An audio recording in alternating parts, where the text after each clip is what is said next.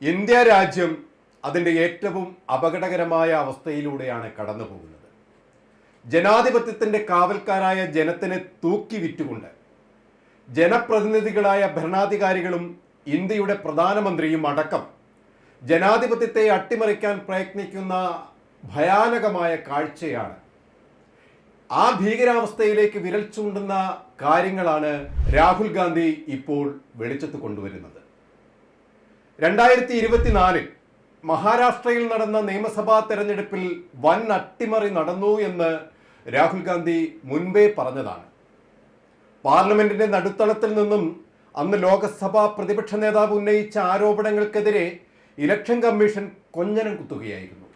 ഇപ്പോഴിതാ തിരഞ്ഞെടുപ്പിന് ശേഷം അന്നു മുതൽ നടത്തിയ അന്വേഷണത്തിൽ കണ്ടെത്തിയ തെളിവുകളുമായാണ് രാഹുൽ ഗാന്ധി രംഗത്ത് വന്നിരിക്കുന്നത്. കണക്കുകളും തെളിവുകളും നിരത്തി രാഹുൽ ഗാന്ധി കേന്ദ്ര സർക്കാരിനെതിരെയും തെരഞ്ഞെടുപ്പ് കമ്മീഷനെതിരെയും ആഞ്ഞടിച്ചപ്പോഴും തെരഞ്ഞെടുപ്പ് കമ്മീഷൻ വ്യക്തമായ ഒരു മറുപടി നൽകാതെ ഏകാധിപത്യ പ്രവണതയോടെ ഒന്നും സംഭവിച്ചിട്ടില്ല, പ്രതിപക്ഷ നേതാവ് വെറും ആരോപണം മാത്രമാണ് നടത്തുന്നത് എന്ന് പറഞ്ഞ് വിഷയത്തെ ലഘൂകരിക്കാനുള്ള ശ്രമമാണ് നടത്തിയത്. എന്നാൽ ഇപ്പോഴിതാ ഏത് രീതിയിലുള്ള അട്ടിമറിയാണ് തെരഞ്ഞെടുപ്പിൽ നടന്നത് എന്ന് വ്യക്തമാക്കുകയാണ് രാഹുൽ ഗാന്ധി. മഹാരാഷ്ട്രയിൽ ഏകദേശം 1 ലക്ഷം പോളിംഗ് ബൂത്തുകൾ ഉണ്ടെന്നാണ് പറയപ്പെടുന്നത്. എന്നാൽ കഴിഞ്ഞ ലോക്സഭാ തെരഞ്ഞെടുപ്പിൽ BJP മോശം പ്രകടനം കാഴ്ചവെച്ച 85 മണ്ഡലങ്ങളിലെ ഏകദേശം 12,000 ബൂത്തുകളിൽ മാത്രമാണ് അധികമായി ചേർന്ന വോട്ടർമാരിൽ ഭൂരിഭാഗവും വോട്ടുകൾ ചെയ്തത് 5 മണിക്ക് ശേഷം വോട്ട് ചെയ്യാനെത്തിയ വോട്ടർമാരിൽ ഓരോ ബൂത്തിലും ശരാശരി 600 പേരാണെങ്കിൽ ഓരോ മിനിറ്റിലും വോട്ട് ചെയ്യാനുള്ള 1 മിനിറ്റ് സമയം കണക്കാക്കിയാൽ പോലും വോട്ടെടുപ്പ് 10 മണിക്കൂർ നീട്ടേണ്ടി വരും.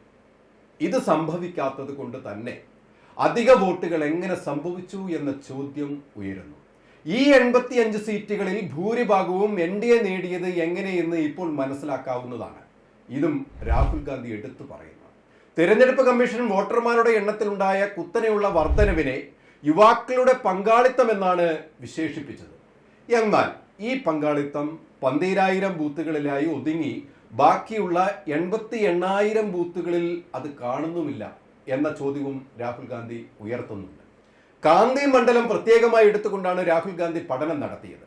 അതിൽ തെളിഞ്ഞ കാര്യങ്ങൾ ഉൾപ്പെടെയാണ് രാഹുൽ ഗാന്ധി പുറത്തുവിട്ടിരിക്കുന്നത്.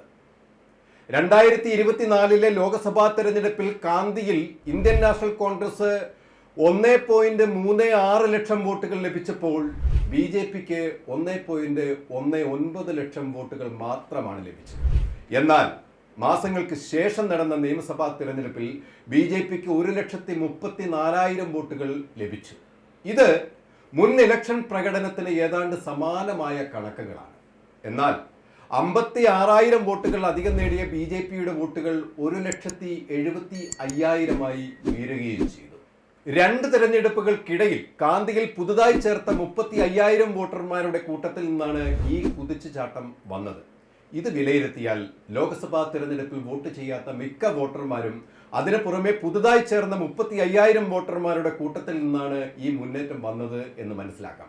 ഇത് പരിശോധിച്ചാൽ ലോക്സഭാ തെരഞ്ഞെടുപ്പിൽ വോട്ട് ചെയ്യാത്ത മിക്ക വോട്ടർമാരും അതിനു പുറമെ പുതുതായി ചേർത്ത 35,000 വോട്ടർമാർക്കും BJPയിലേക്ക് കൃത്യമായി ആകർഷിക്കപ്പെട്ടു എന്നുള്ളതാണ്. 2020 നിയമസഭാ തെരഞ്ഞെടുപ്പിൽ BJP മത്സരിച്ച 149 സീറ്റുകളിൽ 132 എണ്ണത്തിലും വിജയിച്ചു. BJPക്ക് മുൻപ് ലഭിച്ചിട്ടുള്ള എല്ലാ വിജയ ശതമാനങ്ങളെക്കാളും കൂടുതലായിരുന്നു ഇത്.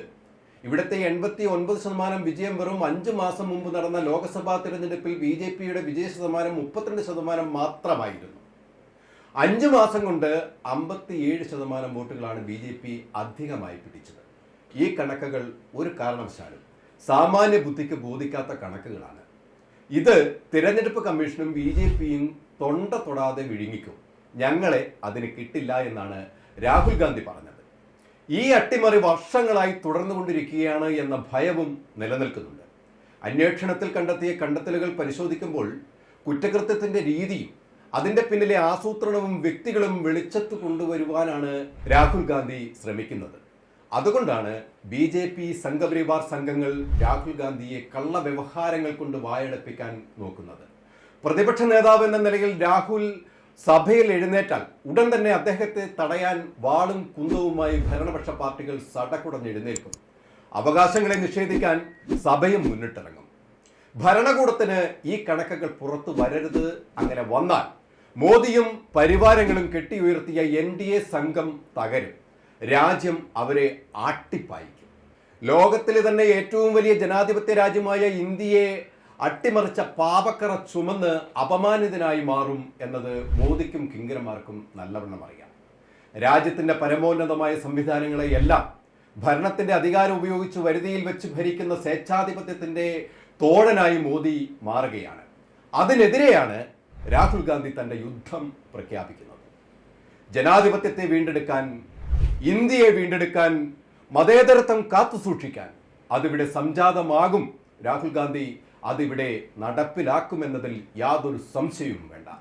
കൂടുതൽ വാർത്തകൾക്കും വിശേഷങ്ങൾക്കും ഞങ്ങളുടെ channel like, share and subscribe ചെയ്യുക. കൂടാതെ സബ്സ്ക്രൈബ് ബട്ടണിലെ ബെൽ ഐക്കൺ എനേബിൾ ചെയ്യാനും മറക്കരുത്.